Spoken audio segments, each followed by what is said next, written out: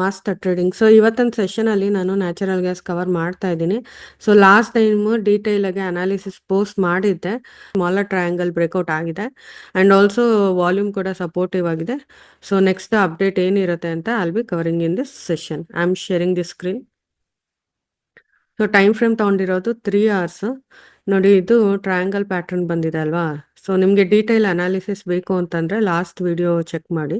So this will be the smaller triangle. ಇಲ್ಲಿ breakout ಆಗಿ retest ಆಗಿ ಮತ್ತೆ ಅಪ್ ಟ್ರೆಂಡ್ ಮೂವ್ಮೆಂಟ್ ಆಗ್ತಿದೆ. ಈವನ್ ವಾಲ್ಯೂಮ್ ಕೂಡ ಸಪೋರ್ಟಿವ್ ಆಗಿದೆ.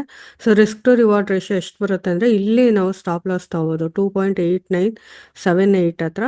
ಬೈ ಎಟ್ 3.0449 ಹತ್ರ ಬೈ ಮಾಡ್ಬೋದು ಆ್ಯಂಡ್ ಟಾರ್ಗೆಟ್ ವಿಲ್ ಬಿ 3.5325 ಇರುತ್ತೆ. ರಿಸ್ಕ್ ಟು ರಿವಾರ್ಡ್ ರೇಷಿಯೋ 1:4.2 ಇರುತ್ತೆ. So this is all about the analysis of natural gas. Thank you.